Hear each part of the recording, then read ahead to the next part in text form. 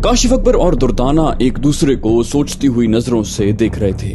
खुफिया हाथ ने उनसे उनके किसी अहम लीडर की कुर्बानी मांगी थी। काशिफ अकबर बोला, किसकी कुर्बानी दी जाए? हमारी पार्टी का एक सूबाई लीडर रहमान चन्ना पहले ही मारा जा चुका है। उसकी हलाकत के बायस नेक बख्त का सूबाई लीडर सिंध के कई इलाकों में हम पर हावी हो चुका है। अगर हम किसी दूसरे अहम लीडर को कुर्बान करेंगे तो उस लीडर के इलाके में भी नेक बख्त का कोई सियासी लीडर हावी हो जाएगा। दुर्दाना ने कहा, हम अपनी पार्टी को कमजोर करने वाला कोई कदम नहीं उठाएंगे। ये सोचो कि मेरे और तुम्हारे रिश्तेदारों में कितने सगे और सबसे अजीज हैं, उनमें से किसका सफाया किया जा सकता है। काशिफ अकबर बोला, कुछ पाने के लिए कुछ कुर्बानियां देनी पड़ती हैं। हजरत इब्राहिम अलैहिस्सलाम अल्लाह ताला के हुक्म के मुताबिक अपनी इकलौती चहेती औलाद की कुर्बानी देने पर आमादा हो गए थे। बड़ी कुर्बानियां देने वाले जन्नत में जाते हैं। हम कुर्बानी देकर असेंबली में हुकूमत बनाने जाएंगे। दुर्दाना ने कहा, कैसी बातें कर रहे हो? क्या मेरे बच्चों की कुर्बानी देने का इरादा है? काशिफ अकबर बोला, मिसाल दे रहा हूँ। मैं क्या पागल का बच्चा हूँ कि अपने बच्चों में से किसी को मारूंगा? तुम अपने भाई की करोड़ों की जमीन जायदाद चाहती हो ना? अभी उसने शादी नहीं की है, उसकी कोई औलाद नहीं है, उसे हलाक करवाया जाएगा तो वो करोड़ों रुपए की जमीन जायदाद तुम्हारी हो जाएगी। दुर्दाना बोली, मेरा एक ही भाई है, मैं उससे ज्यादा दौलतमंद हूँ और ये जानती हूँ कि वो शादी के काबिल नहीं है। जब भी मरेगा कंवारा मरेगा, फिर उसका सब कुछ खुद ब खुद मेरा ही होगा। काशिफ बोला, पिछली बार इक्तिदार की कुर्सी पर बैठकर मैंने तुम्हें दौलतमंद बनाया है और आज जितनी दौलत है वो दरअसल मेरी ही है। दुर्दाना बोली, ये भी तो सोचो कि भाई की हलाकत से मुझे इतनी दौलत नहीं मिलेगी जितनी के बेवा बन जाने से मिलेगी। वो चौंक कर बोला, ये क्या बकवास कर रही हो? वो बोली, काशिफ, बाप दादा के जमाने से सियासत मेरी घुट्टी में पड़ी है। पिछली बार मेरी हिकमत अमली से तुमने इक्तिदार हासिल किया था। हमारी पार्टी के तमाम सियासतदान मुझे इक्तिदार की कुर्सी पर बिठाना चाहते थे, लेकिन मैंने तुम्हें बिठा दिया।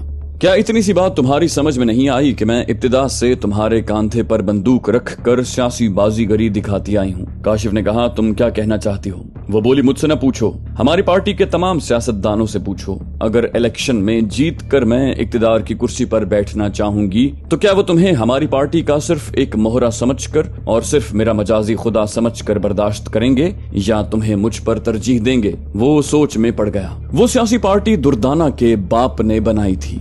उसके बाप की मौत के बाद पार्टी के तमाम बड़े सियासतदान दुर्दाना बेगम को अहमियत देते थे और ये समझते थे कि तमाम सियासी चालबाजियां दुर्दाना की होती हैं। वो अपने शौहर को सिर्फ एक लेबल बनाकर सियासत के बाजार में चमकाए रखती है। उसने दुर्दाना को सोचती हुई नजरों से देखा, फिर कहा, बेशक मैं तुम्हारे हथकंडों के मुताबिक अमल करता आया हूँ। मैं देख रहा हूँ कि केटी बंदर के वाकयात के बाद हुकूमत से महरूम हुआ हूँ। तब से तुमने खुद को इस महल में कैद कर लिया है। नेक बख्त से मेरा सख्त मुकाबला हो रहा है और तुम तमाशा देख रही हो। पहले की तरह कारामद मशवरे नहीं दे रही। तुम बच्चों की परवरिश को अहमियत दे रही हो और मेरी सियासी बसीरत पर भरोसा करके खुद सियासत से किनारा कशी इख्तियार कर चुकी हो। वो बोली, लोग हवा के बगैर सांस नहीं ले सकते और मैं सियासत के बगैर जिंदा नहीं रह सकती। मेरी सियासत को तुम नहीं समझ पाओगे। काशिफ अकबर बोला, मैं कुछ समझ रहा हूँ। ये बताओ, तुमने बेवा बन जाने वाली बात क्यों कही है? वो बोली, ये समझाने के लिए कि खुफिया हाथ हमें इक्तिदार हासिल करने का सुनहरी मौका दे रहा है और तुम्हें साबित करना चाहिए कि वाकई तुम इक्तिदार हासिल करने के लिए बड़ी से बड़ी कुर्बानी दे सकते हो। वो बोला, यही तो मैं सोच रहा हूँ कि किसकी कुर्बानी दे सकता हूँ। दुर्दाना बोली, अपनी माँ की। उसने गुस्से से चौंक कर दुर्दाना को देखा। क्या? दुर्दाना बोली, मेरी सास साहिबा बूढ़ी हो चुकी हैं, उनके चल चलाओ का वक्त है। अगर बेटे को इक्तिदार दिलाने के लिए चल बसेंगी तो सीधी जन्नत में जाएंगी। काशिफ अकबर बोला, दुर्दाना बेगम, तुम्हारा दिमाग चल गया है। दुर्दाना बोली, तुमने हमेशा मेरी सियासी हिकमत अमली के मुताबिक अमल किया है और कामयाब होते रहे हो। माँ बहुत मुअज़्ज़िज़, मुक़द्दस और अजीम हस्ती होती है। तुम्हारी माँ की हलाकत की खबर सुनकर पूरी कौम को हमजा, राजा और नेक बख्त पर गुस्सा आएगा। खुफिया हाथ पर यह इल्जाम नहीं रहेगा कि उसने अपनी गैर जरूरी मोहरों को हलाक करवाया था। अगर कराया था तो काशिफ अकबर जैसे चहीते मोहरे की वालिदा साहिबा को हलाक करके वो क्या हासिल करेगा? ये दुश्मनी हमजा और राजा कर रहे हैं। या फिर तुमने रहमान चन्ना की हलाकत का इल्जाम नेक बख्त पर लगाया था, लिहाजा उस बेचारी बुजुर्ग खातून की हलाकत का इल्जाम नेक बख्त पर भी लगाया जा सकता है। वो उठकर टहलता रहा, फिर बोला, वाकई तुमने मैके में रहकर बाप दादा की यूनिवर्सिटी में बड़ी जबरदस्त सियासी चालबाजियां सीखी हैं। ये दुरुस्त है कि मेरी अम्मी की उम्र बहुत थोड़ी रह गई है और थोड़ी कर दी जाएगी तो कोई फर्क नहीं पड़ेगा। दुर्दाना बोली, ये हुई अक्ल की बात। अगर तुमने ऐसा किया और इक्तिदार की छीनी हुई कुर्सी दोबारा हासिल कर ली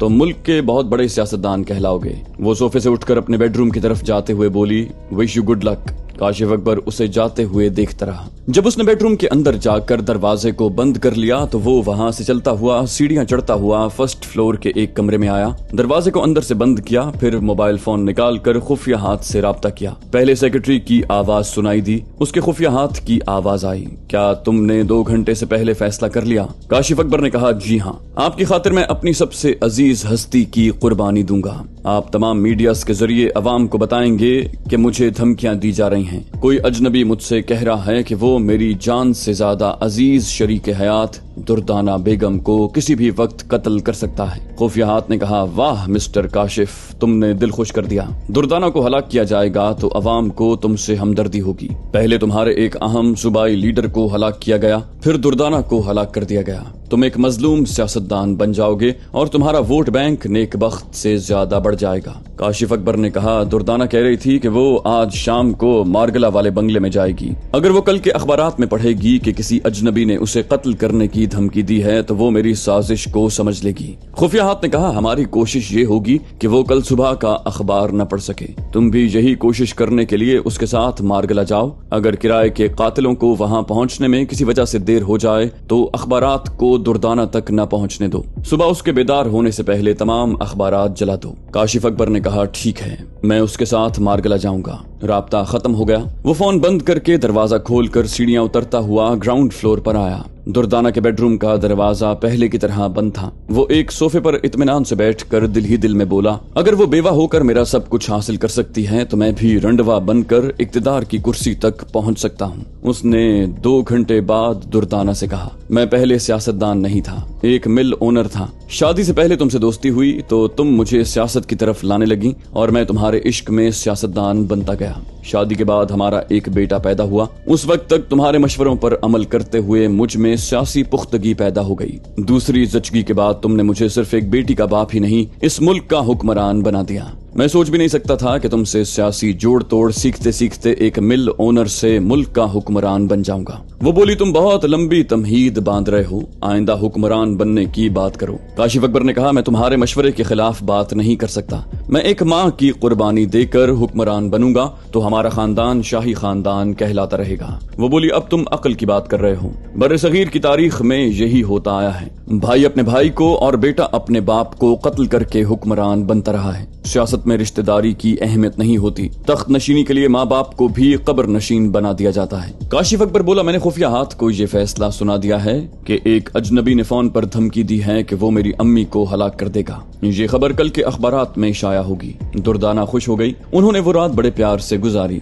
वो कहता रहा, तुमने मुझे फर्श से उठाकर आसमान तक पहुंचा दिया है, अब मैं तुम्हें आसमान से भी ज्यादा बुलंदियों पर पहुंचा दूंगा। वो बोली, मैं ऐसा ही खावंद चाहती थी जो मेरे मशवरों पर अमल करता रहे और मेरे डैडी की सियासी पार्टी को हमेशा हुक्मरान पार्टी बनाए रखे। मैंने खूब सोच समझकर पहले तुमसे मोहब्बत की और फिर शादी की। आइंदा हमारे बच्चे भी वक्त के साथ साथ सियासी हथकंडे सीखते रहेंगे और शाही खानदान के अफराद कहलाते रहेंगे। वो रात 2 बजे तक उसे प्यार से जगाता रहा ताकि वो देर से सोए और सुबह देर तक सोती रहे। जब वो गहरी नींद में डूब गई तो वो ड्राइंग रूम में आकर बैठ गया। एक मुलाजिम को सख्ती से ताकीद की कि सुबह आने वाले तमाम मुख्तलिफ अखबारात पहले उसे ड्राइंग रूम में लाकर दे। वो कभी सोफे पर बैठता, कभी उठकर टहलता रहा। फिक्र और परेशानी से नींद नहीं आ रही थी। खुफिया एजेंसी के कातिलों के मुतालिक सोचता रहा कि पता नहीं वो सुबह किस वक्त आएंगे और खामोशी से वारदात करके चले जाएंगे। कातिल और डकैती जैसे छुप कर करने वाले काम रातों को किए जाते हैं। बेहतर होता कि कातिल रात को आते, पता नहीं वो सुबह होने के बाद क्यों आएंगे।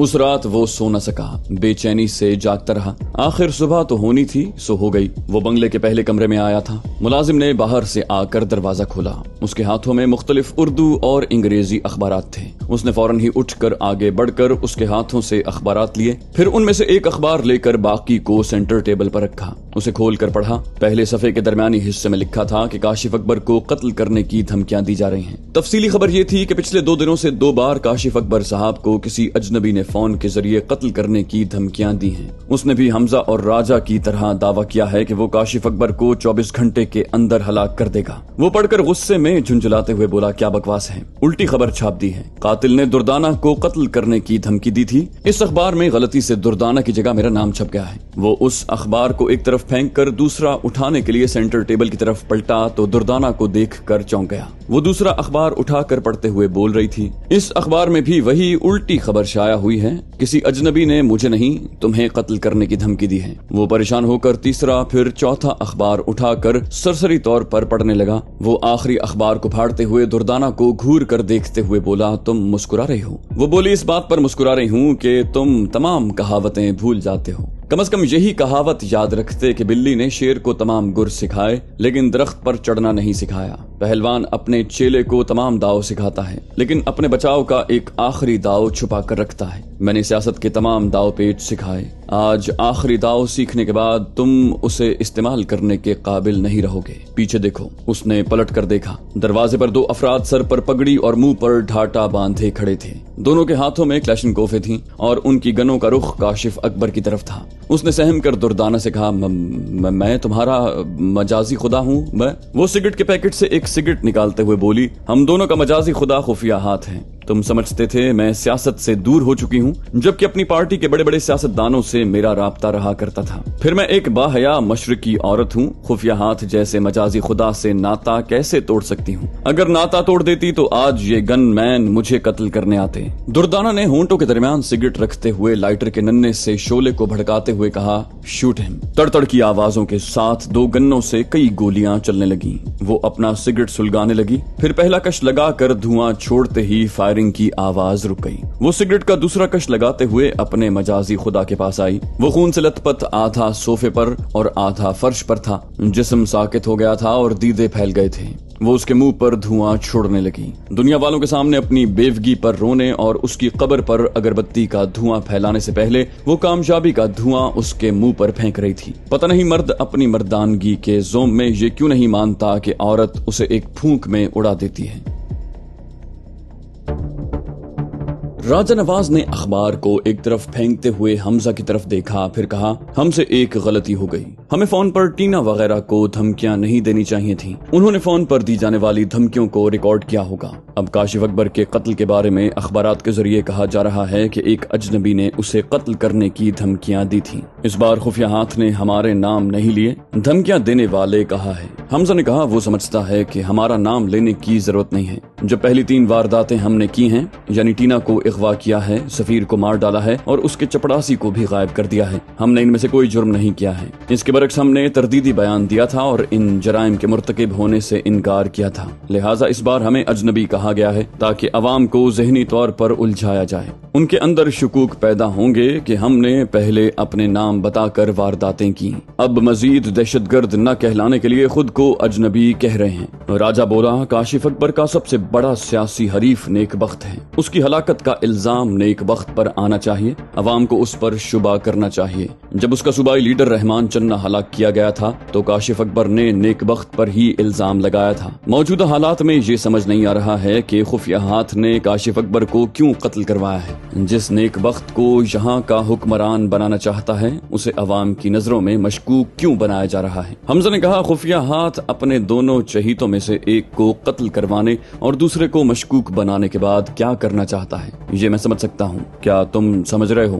راجہ نے کہا، یار تیرے ساتھ رہ کر میں سیاسی پیشن گوئی کر سکتا ہوں، وہ ان دونوں چہیتوں میں سے کسی کو لفٹ نہیں دے گا، کسی تیسری کٹ پتلی کو نچائے گا۔ حمزہ نے کہا، کٹ پتلی مرد بھی ہو سکتا ہے اور عورت بھی۔ دردانہ بیگم خاندانی سیاستدان ہے، کاشف اکبر اسی کو سیڑھی بنا کر سیاستدان بنا تھا، پھر حکمران بن گیا۔ دردانہ نے اسے تخت پر بٹھایا، پھر خفیہ ہاتھ سے مل کر سازش کر کے اس بیچارے کا تختہ کر دیا، اسے قبر میں پہنچا دیا۔ اب وہ اپنے باپ کی قائم کی ہوئی پارٹی کی سب سے بڑی لیڈر بنے گی۔ اب وہ ایک مظلوم سیاستدان بیوہ ہے، الیکشن میں اسی کے جیتنے کے زیادہ امکانات ہیں۔ راجہ نے کہا، تم کیسے کہہ سکتے ہو کہ دردانہ کی سازشی سیاست نے اپنے ہی شوہر کو مار ڈالا ہے اور خفیہ ہاتھ دردانہ کا ساتھ دے رہا ہے؟ حمزہ بولا، کیٹی بندر کے کیس میں کاشف اکبر کی حکومت گئی، اس کے بعد دردانہ کئی بار بڑے ممالک کا دورہ کر چکی ہے اور خفیہ ہاتھ سے اس کی گفتگو ہوتی رہی ہے۔ قومی خزانہ لوٹنے اور دوسرے سیاسی کرپشن کے ثبوت چھپائے رکھنے کے لیے وہ خفیہ ہاتھ کا سہارا لیتی رہی ہے۔ راجا نے کہا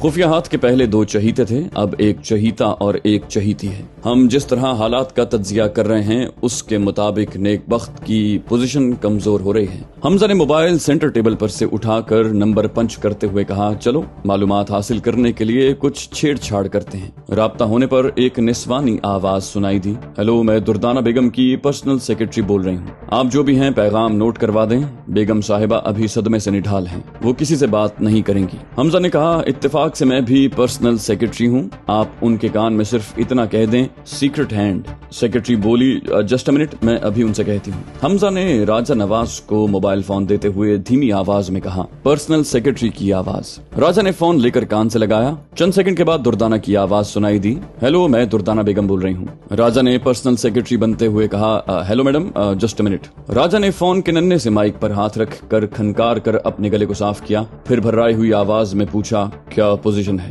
دردانہ نے کہا، کوئی خاص بات نہیں ہے، میری پارٹی کے تمام سیاستدان ملک کے ہر حصے سے کاشف کی تدفین کے لیے آئے تھے، آج دوسرا دن ہے، کل سوئم ہوگا، وہ سب صبح چنے پڑھ کر دوسرے عام تعزیت کرنے والوں کے رخصت ہونے کا انتظار کریں گے، پھر شام تک پارٹی کے بڑے اور اہم علاقائی لیڈروں کے ساتھ خفیہ میٹنگ ہوگی۔ حمزہ نے خفیہ ہاتھ بنتے ہوئے کہا، میٹنگ کے فوراً بعد مجھ سے رابطہ کر کے بتاؤ کہ وہ تمام اہم علاقائی لیڈر تمہیں پارٹی کا سربراہ تسلیم کر رہے ہیں یا نہیں؟ دردانہ بولی، سر ان کے تو باپ بھی تسلیم کریں گے، آخر وہ سب میرے ہی باپ کی قائم کی ہوئی سیاسی پارٹی کے وفادار ہیں، پچھلی بار اقتدار میں رہنے کے دوران میں انہوں نے بڑے مفادات حاصل کیے تھے۔ امیر حمزہ خفیہ ہاتھ کی زبان سے بولا، تمہارے باپ کی قائم کی ہوئی سیاسی پارٹی ملک میں بہت مقبول ہے، لیکن عوام کی بات کرو، کیا وہ ایک عورت کی حکمرانی پسند کریں گے؟ وہ بولی، جہاں علماء کرام کے درمیان بھی اختلافات ہیں، میں چند معروف علماء کرام کے منہ موتیوں سے بھر دوں گی، وہ میرے حق میں فتویٰ دیں گے۔ ایک بیوہ ہونے والی عدت کے ایام گزارنے کے دوران میں کسی پرائے مرد کے سامنے نہیں آتی،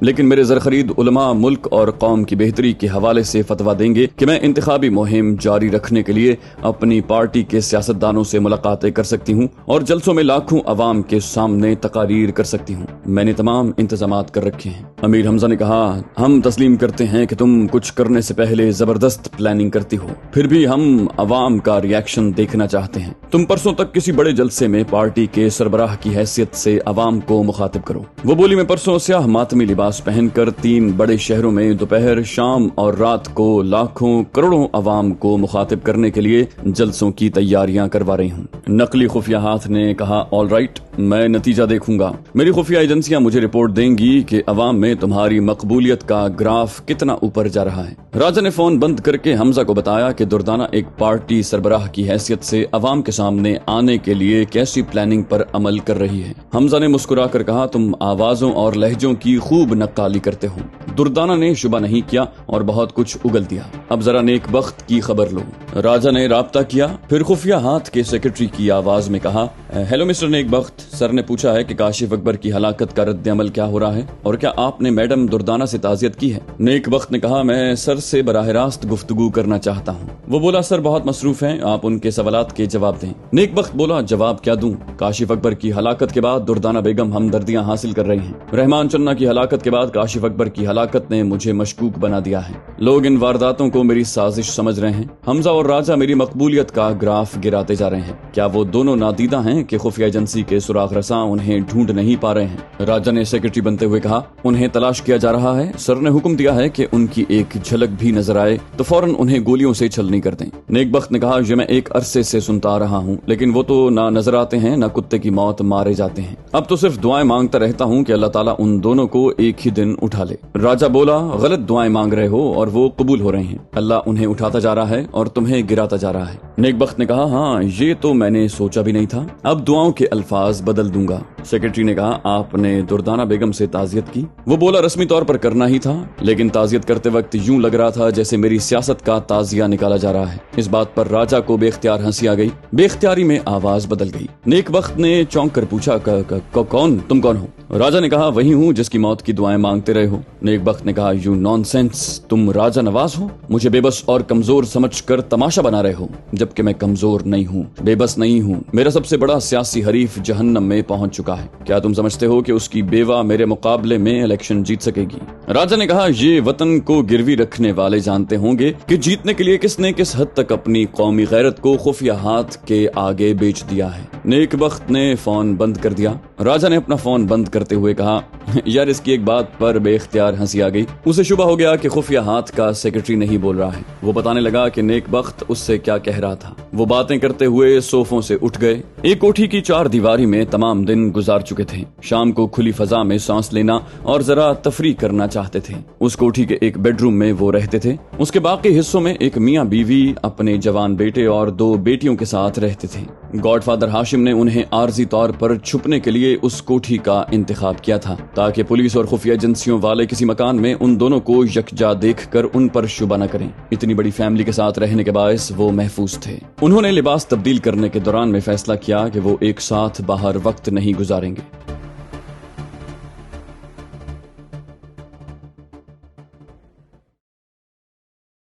तो दोस्तों, ये थी हमारी आज की एपिसोड। उम्मीद करते हैं आपको हमारी कहानी पसंद आई होगी। जाने से पहले इस वीडियो को लाइक कीजिए और शेयर करना मत भूलिए। कमेंट करके हमें बताइए कि आपको हमारी वीडियो कैसी लगी। और अगर अभी तक आपने इस चैनल को सब्सक्राइब नहीं किया तो इसे सब्सक्राइब कीजिए और बेल आइकन दबाकर ऑल नोटिफिकेशंस ऑन कर लीजिए।